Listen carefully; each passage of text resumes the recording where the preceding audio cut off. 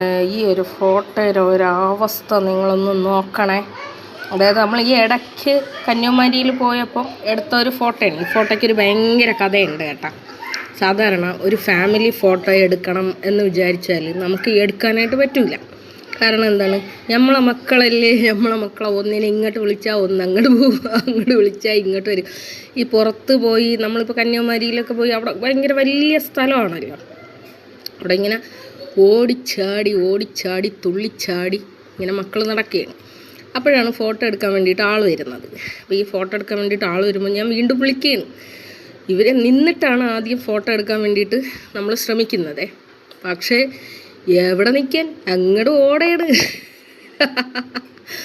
അവസാനം ഞാൻ പറഞ്ഞു എല്ലാം കയറി അതിൻ്റെ മേളിരി എന്ന് പറഞ്ഞിട്ട് ഒക്കത്തിനെയും കയറ്റി മേളിലിരുത്തി കഷ്ടപ്പെട്ട് ബുദ്ധിമുട്ടി എടുത്ത ഒരു ഫോട്ടോയാണ്. നോക്കിക്കാണ് എൻ്റെ പൊടിയം കാണിച്ചു വെച്ചേക്കണ അന്യായം.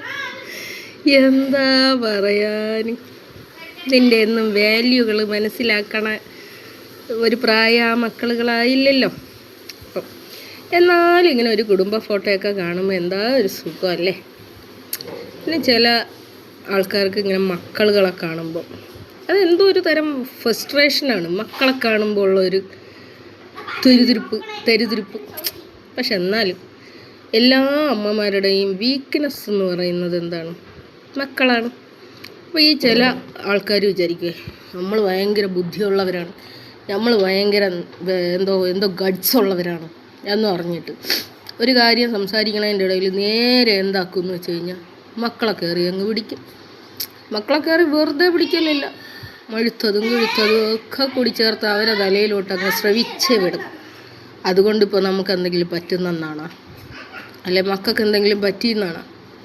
ആരെയും ഒന്നും പറയുകയും ചെയ്യാത്ത മക്കളെ എടുത്ത് അങ്ങോട്ട് തൊലിക്കുമ്പോൾ എന്തോ വിട്ടുപോയി എന്നൊക്കെയാണ് അവർ ധരിച്ചു വെച്ചുകൊണ്ടിരിക്കുന്നത്.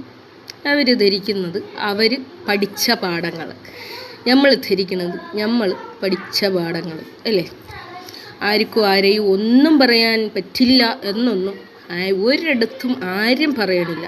ഇനിയിപ്പോൾ ആരെങ്കിലും പറഞ്ഞാൽ ആരുടെയെങ്കിലും വാ കെട്ടി വയ്ക്കാൻ പറ്റുമോ? ഇല്ല. ആരുടെയെങ്കിലും വീട്ടിൽ ചെന്ന് ആരുടെയെങ്കിലും നടു തല്ലി ഒടിക്കാൻ പറ്റുമോ? അതും ഇല്ല. എന്നാലും നമ്മളങ്ങ് വീമ്പ് പറയും. എന്തു പറയും? നിൻ്റെ വീട്ടിൽ കയറി നിൻ്റെ ഭർത്താവിൻ്റെ നട്ടൽ ചാവിട്ടി ഞാൻ അടി